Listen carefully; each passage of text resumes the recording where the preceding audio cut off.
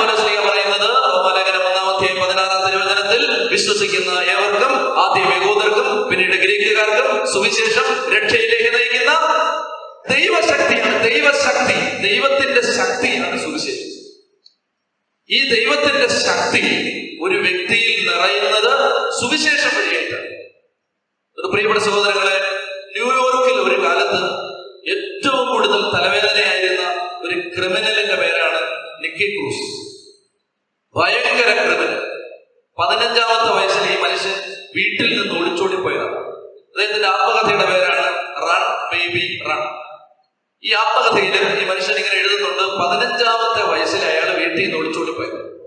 ഒളിച്ചോടിപ്പോകാനുണ്ടായ സാഹചര്യം spirit worshippers ആയിരുന്നു അപ്പനമ്മമാര്. സാത്താനെ, ദുഷ്ടാരൂപികളെ ആരാധിക്കുന്നവരായിരുന്നു നിക്കി ക്രൂസിന്റെ അപ്പനമ്മമാർ.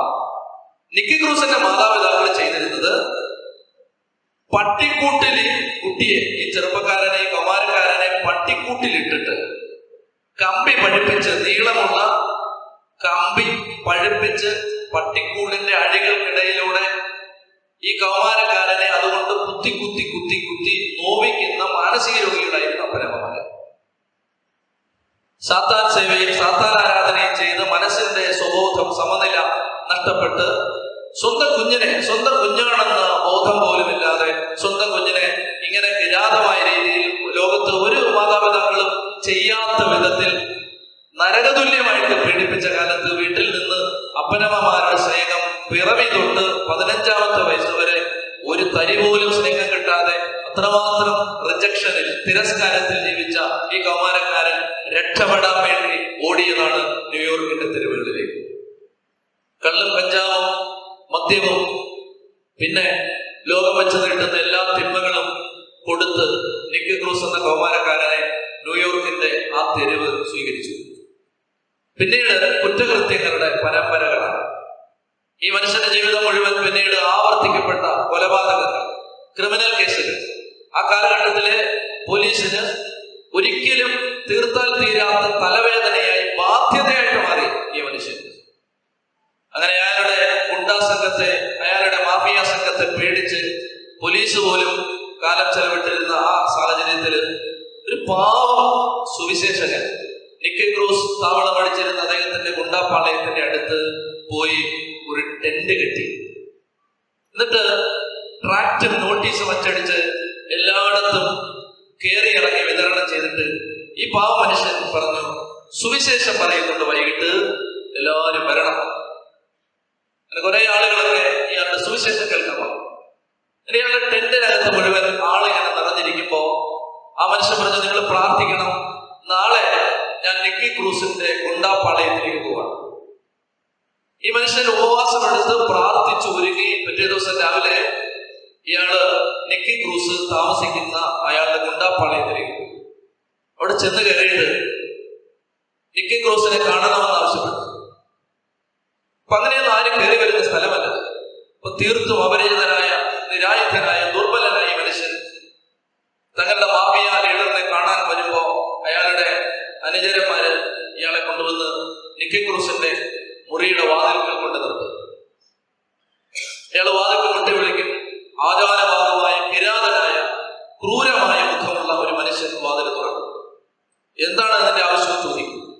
അപ്പൊ അയാൾ പറയും, ഞാനൊന്ന് ഇരുന്നോട്ടെ ചോദിക്കും. അപ്പൊ നിക്കി ക്രൂസ് പറയും, നീ നിന്നാ മതി. അങ്ങനെ നിന്നുകൊണ്ട് കസേരയിൽ ഇങ്ങനെ ചാരി കിടന്ന് കാലൊക്കെ പൊക്കി വെച്ച് ഈ കിരാതനായ മനുഷ്യൻ അങ്ങനെ കിടക്കുമ്പോ ഈ സുവിശേഷൻ പറയും, നിക്കി, നിന്നെ എന്റെ സുവിശേഷ യോഗത്തിന് വിളിക്കാൻ വന്നതല്ല. ഞാൻ സുവിശേഷം പറയുന്നുണ്ട് നിന്റെ പാളയത്തിന്റെ തൊട്ടടുത്ത്. ഇത് പറഞ്ഞിട്ട് ഈ മനുഷ്യൻ പറയും, നിക്കി, തന്നിൽ വിശ്വസിക്കുന്ന ഒരുവൻ പോലും നശിച്ചു പോകാതെ നിത്യജീവൻ പ്രാപിക്കാൻ വേണ്ടി തന്റെ ഏകജാതനെ നൽകാൻ തക്ക വിധം നിക്കി ക്രൂസ്, ദൈവം നിന്നെ അത്രമാത്രം സ്നേഹിച്ചിട്ടുള്ളതാണ്. മുഖമടിച്ച ഒറ്റ അടിയാണ് മറുപടി. ഒരു പുഴുവനെ പോലെ നിലത്ത് കിടന്ന് പുളയുന്ന സുവിശേഷകന്റെ മുഖത്ത് കനത്ത മൂട്ടിട്ട് ചവിട്ടി ആ മുഖം ഇങ്ങനെ തറയോട് ചേർത്ത് ജനിച്ചുകൊണ്ട് ഈ മനുഷ്യൻ പറഞ്ഞു, ഇനി ഒരിക്കൽ കൂടി നീ അത് പറഞ്ഞാൽ 1000 കഷണങ്ങളായി ഇതിനെ ഞാൻ വെട്ടിക്കുന്നു. ഈ കനത്ത മൂട്ടിന്റെ അടിയിൽ നിന്ന് രക്ഷപ്പെടാൻ വെപ്രാളപ്പെട്ട് പ്രാണൻ തിരിച്ചു പിടിക്കാൻ പാടുപെട്ട് ഇയാൾ ഈ കാല് മാറ്റുമ്പോ മുഖത്ത് പൊടിഞ്ഞ ചോരയും മണ്ണുമെല്ലാം തുടച്ചുകൊണ്ട് ഈ മനുഷ്യൻ പറയും, നിക്കി, നീ എന്നെ 1000 കഷണങ്ങളായി വെട്ടിമുറിച്ചാൽ അതിലെ ഓരോ കഷണവും നിക്കി വിളിച്ചു പറയും, തന്നിൽ വിശ്വസിക്കുന്ന ഒരുവൻ പോലും നശിച്ചു പോകാതെ നിത്യജീവൻ പ്രാപിക്കാൻ വേണ്ടി തന്റെ ഏകജാതനെ നൽകാൻ തക്ക വിധം നിക്കി ക്രൂസ് നിന്നെ ദൈവം അത്രമാത്രം സ്നേഹിച്ചു. ഇപ്പോൾ അയാൾക്ക് തിരിച്ച് അടി കിട്ടിയതുപോലാണ് തോന്നുന്നത്. അയാളൊന്നും വേണ്ടയില്ല, കാലുകൊണ്ട് തൊഴിച്ച് ഈ മനുഷ്യനെ പുറത്തേക്ക് ഇറങ്ങി. എന്നിട്ട് പറഞ്ഞ്, ഈ പരിസരത്ത് തന്നെ കണ്ടുപോരുത്. പോകുന്ന പോകിന് ഈ മനുഷ്യൻ ആയാസപ്പെട്ട് വെച്ചും വിറച്ചും നടന്നു പോകുമ്പോ അയാൾ ഇങ്ങനെ വിളിച്ചു പറഞ്ഞുകൊണ്ടിരുന്നു, എനിക്ക് നാളെ സുവിശേഷം പറയുന്നുണ്ട്, നീ വരണേ. പിറ്റേന്ന് സന്ധ്യയ്ക്ക് നിക്കി ക്രൂസ് സുവിശേഷം പ്രഘോഷണം നടക്കുന്ന പാളയത്തിൽ ചെല്ലുന്നത് കയ്യിൽ റിവോൾവറുമായിട്ടാണ്. അനുചരന്മാരെ കൂട്ടി നിക്കി ക്രൂസ് ഈ മനുഷ്യന്റെ സുവിശേഷകന്റെ പാളയത്തിലേക്ക് ചെല്ലുമ്പോ അയാൾ കൂട്ടാളികളോട് പറഞ്ഞ, അവനെ പോയിന്റ് ബ്ലാങ്കിൽ വെടിവെച്ചു കൊല്ലില്ല. ജീവിതത്തിൽ ഇന്ന് വരെ എന്നോട് പറഞ്ഞിട്ടില്ല ആരും എന്നെ സ്നേഹിക്കുന്നു. ഒരാൾ പോലും അത് പറയാൻ ധൈര്യപ്പെട്ടിട്ടില്ല. ആരും പറഞ്ഞിട്ടില്ല. എന്നോടത് പറഞ്ഞിട്ട് എന്റെ പിന്നീടുള്ള രാത്രിയും പകലും മുഴുവൻ നശിപ്പിച്ചു കിടന്ന് അവനെ കൊല്ലാൻ വേണ്ടിയാണ് ഞാൻ പോകുന്നത്.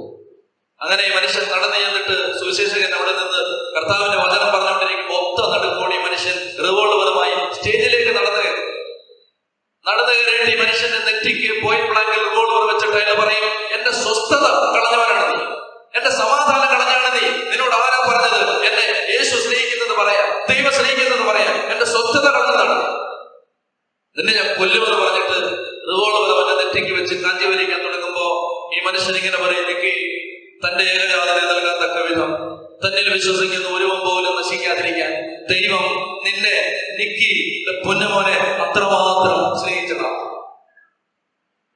പൊട്ടിക്കരഞ്ഞുകൊണ്ട് ഈ മനുഷ്യൻ മുട്ടുകുത്തിയിട്ട് അയാൾ പറയും, ജീവിതത്തിൽ ഇന്നോളം ആരും എന്നോട് ആരെങ്കിലും എന്നെ സ്നേഹിക്കുന്നു എന്ന് പറഞ്ഞിട്ടില്ല. 15-ാമത്തെ വയസ്സിൽ ഒരു നെട്ടോട്ടത്തിൽ ന്യൂയോർക്കിന്റെ തെരുവിലെത്തിയതാണ് ഞാൻ. അപ്പനമ്മമാരുടെ കിരാതമായ മർദ്ദനങ്ങളും പീഡനങ്ങളും മർദ്ദനമുറകളും താങ്ങാനാവാതെ വന്ന മധ്യാഹ്നങ്ങളിലും സന്ധ്യാദിനങ്ങളിലും രക്ഷപ്പെടാൻ വേണ്ടി ആഗ്രഹിച്ച് അങ്ങനെയാണ് ഞാൻ കൂടി ഈ തെരുവിലെത്തിയത്. തെരുവെനിക്ക് എല്ലാ കുറ്റകൃത്യങ്ങളും സമ്മാനിച്ച് എന്നെ ഈ അവസ്ഥയിലാക്കി. ഞാൻ ഇന്ന് ഈ നാട്ടിലെ ഏറ്റവും പേടി സ്വപ്നമായ ആളാണ്. എന്നോട് ആരും പറഞ്ഞിട്ടില്ല എന്നെ സ്നേഹിക്കുന്നെന്ന്. സുവിശേഷക, നീ പറയുന്നത് സത്യമാണോ? യേശു എന്നെ സ്നേഹിക്കുന്നുണ്ടോ? ഈ ക്രിമിനലിനെ, ഈ പാപിയെ, ഈ കൊലപാതകയെ, ഈ വ്യഭിചാരിയെ, ലോകത്ത് ഈ കാലഘട്ടത്തിൽ ജീവിക്കുന്ന ഏറ്റവും വലിയ കുറ്റവാളിയെ ദൈവം സ്നേഹിക്കുന്നു എന്ന് നീ പറയുന്നത് സത്യമാണോ?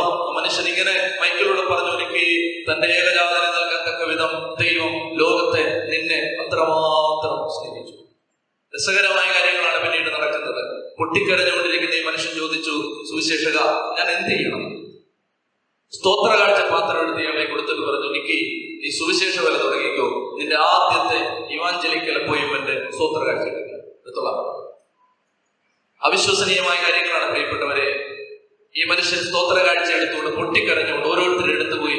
ആ കാലഘട്ടത്തിലെ ഏറ്റവും വലിയ കുറ്റവാളി, പേടി സ്വപ്നം, സ്തോത്ര കാഴ്ച എടുത്തുകൊണ്ട് തിരിച്ചു വന്ന് ആ സ്റ്റേജിൽ മുട്ടുകുത്തി നിന്ന് യേശുക്രിസ്തുവിനെ രക്ഷകനും നാഥനും ദൈവവും കർത്താവുമായി ഏറ്റുപറഞ്ഞതിന്റെ കഥ റൺ ബേബി റൺ എന്ന അയാളുടെ ആത്മകഥയിൽ അയാൾ എഴുതുന്നുണ്ട്. ഇന്ന് കരങ്ങളെടുത്ത് കൈയടിച്ച് കർത്താവിനെ റോമാലേഖനം 1-ാം തിരുവചനം വിശ്വസിക്കുന്നവർക്ക് സുവിശേഷം രക്ഷയിലേക്ക് നയിക്കുന്ന ദൈവശക്തിയാണ്.